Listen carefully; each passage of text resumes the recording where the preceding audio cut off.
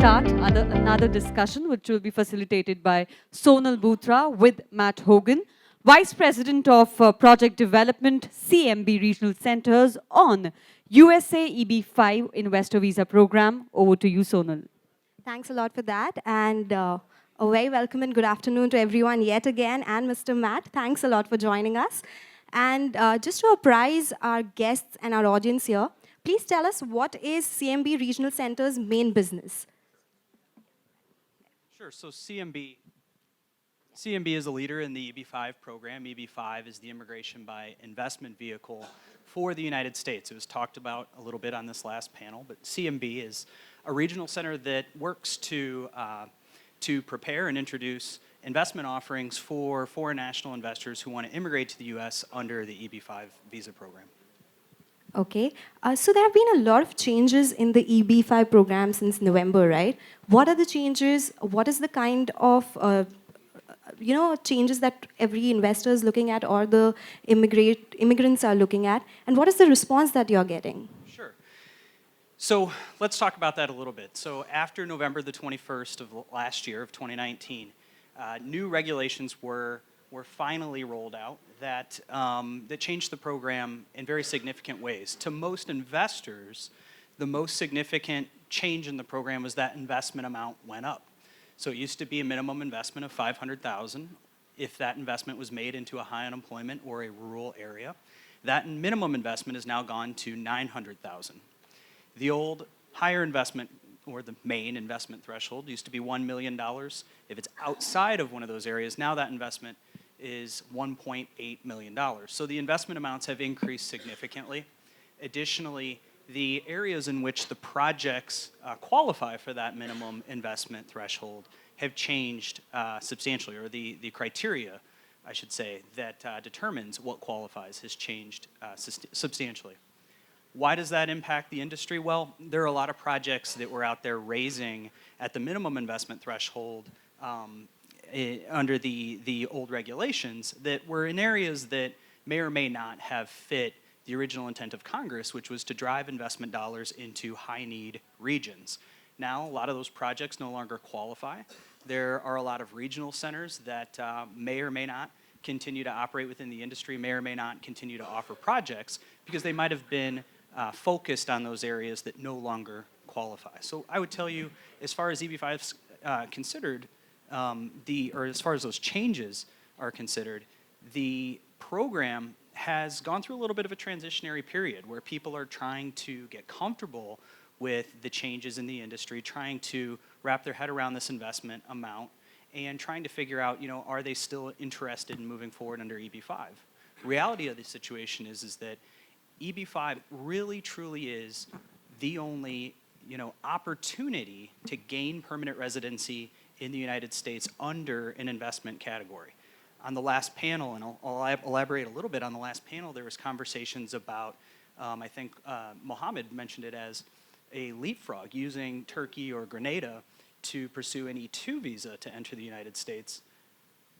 Those are great options for someone who wants to enter the United States maybe more quickly, but they don't provide permanency. So they're really not a path towards permanent residency. EB5 is still that only path towards permanent residency. And so the changes, although they've maybe slowed the industry a little bit, there's going to be some changes in terms of what players might still remain involved. EB5 is still going to be strong moving forward. Okay, you did speak about the benefits in terms of permanent residency as far as EB5 is concerned. What are the other benefits that one should look at? Sure. One other change, and this is important in EB5, is that the US government traditionally had processed visa applications, or not visa applications, petitions for the EB5 visa program, the I-526 petitions, that first petition that's issued. They usually process those on a first-in, first-out policy. One thing that's going to change at the end of March, so starting April 1st, is they're going to start processing those based on visa availability. Why is that important? Well, for countries that have had a lot of interest in EB5, there's a bit of a backlog. So there is a bit of a backlog here in India. So instead of processing those petitions in the order in which they're received, they're going to wait until visas are available. Why that's important, though, is because it will freeze the age of any children that are part of the immigration petition. Meaning, if someone had a child who is 18 in the past, they may not have become eligible for their visa while their children were still under the age of 21. Their children could have aged out and no longer been eligible for that benefit.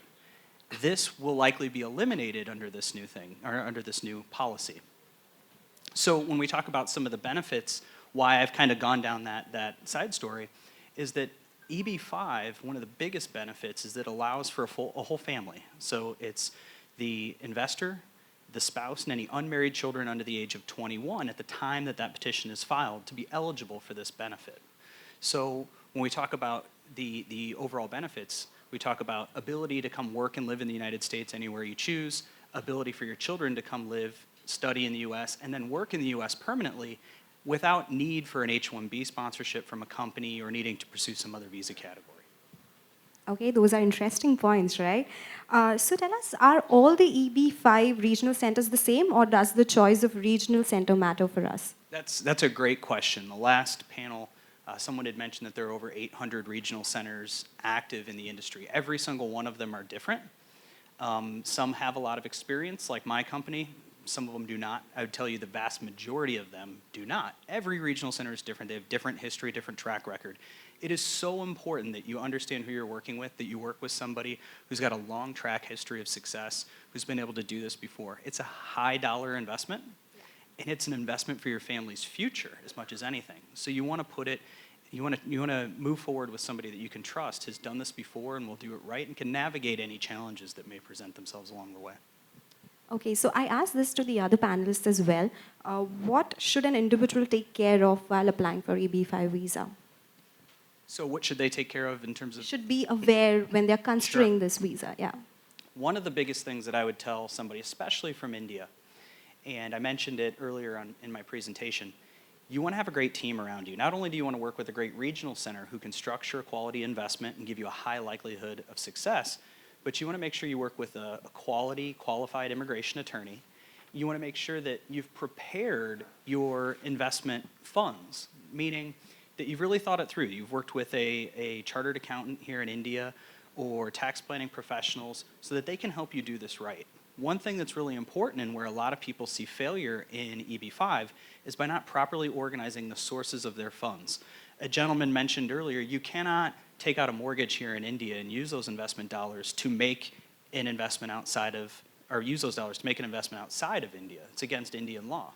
The US government actually does care about Indian law. Yes, they want the money to come into the United States, but if you do something that's in violation of Indian law, your petition will be denied. You have to make sure that these are properly structured. It's with lawfully obtained funds, and it's structured so that when the investment lands in the United States, it's done so in a legal legal fashion. And those are the types of things you have to be really careful and spend a lot of time in preparation for. Oh, absolutely. Funding absolutely is very, very important. Matt Hogan, thanks a lot for joining us. It was a very enriching conversation. Thank you so much. And thanks to all our audience for being so patient and so wonderful. Thanks a lot. Have a great day. Yeah, thank you.